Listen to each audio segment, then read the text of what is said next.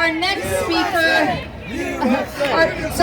we got a few more speakers to go and we're on a time clock here. So our next speaker is John Duncan. He's a pastor, a retired police officer, a businessman, and a patriot. The majority of his professional career has been in public service. He maintains a passion for promoting and pursuing the truth, and it is his greatest hope that we awaken to the blessing we have received as a nation and work to ensure that the liberty we have lasts for generations to come. Please help me welcome Pastor John Duncan, who was one of the first pastors in the nation to stand up boldly and not close his church when this lockdown happened back in March. Hello, Californians. Hello, Patriots. How many know that we are in a trying season right now? And here's the interesting thing, as many of the speakers have said this morning, is that the opportunity remains for us to take back the ground that has been taken in one way or another. But I challenge you in this.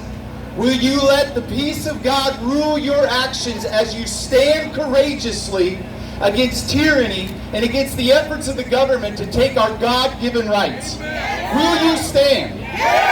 Do you believe that our rights are God-given? Yes. Do you believe the founding fathers didn't understand how to write a document, or do you think they knew exactly what they were dealing with? Yes. They knew exactly what they were facing, and the reality is this. What are we seeing in America right now? We're seeing the revelation of what was going on under the surface. It's coming to the forefront, and there are going to be things that boil up that will rock the conscience, and I challenge you in this. Do not forget what you are seeing.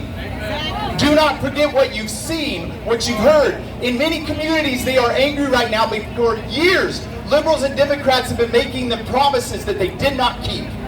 Do you understand their frustration and anger? But we open the door. We as conservatives, as patriots, as God-fearing people begin to open the door and welcome in our brothers and sisters, our fellow Americans. The challenge before you is this. And I made a couple notes and I want to hit them this morning. But clarity is coming to America. Yes. Clarity is coming to the heart and mind of America. We for too long have been putting up with things that are inexcusable. We have not wanted to look, but it is time to look, and it is time to reveal the things that have been going on. I challenge you in this. Our government has come and in so many different ways stolen our money and given it to things that do not matter. I don't trust a government that has no problem killing babies in the womb and putting COVID-19 positive people in elderly homes, endangering the most sensitive and vulnerable members of our population, and then turning around and chastising us and shaming us for wanting to take a stand. Your rights matter. Now the challenge to the church, the challenge to the patriot is this. What would you have said about you if today was your last day? How would history be written regarding your name? It's time to fight. It's time to stand. We need to take back education. Churches need to open their doors and demand the government get the boot off the neck of the church and the small business. Our state is broke.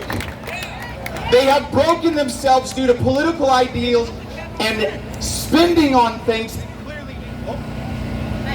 There's the government again, shutting off my mic. Just kidding. But nonetheless, spending it on things that benefit them. Deep pockets for those, for them, not us. And the challenge has become this. How much will we take? But here's the goal. Here is the goal. We can't let our message be lost in our anger. We have to speak clearly. We have to speak directly. And I'll challenge you this. Churches, I know pastors, you are listening. If you will not speak now for the freedom of the people who have been given God-given rights, if the church won't stand, then who's going to? If the pulpits won't speak, who's going to? Remain silent and see what happens. Make a deal with the government and see what happens. See, one thing before I go I want to leave you with. California can be restored. California can be restored. We can heal the broken. We can reinforce what is still standing. Look around you. Take a There's the government again. Take a look at the bridge behind you and the beautiful scenes. This state is amazing, full of amazing people like you.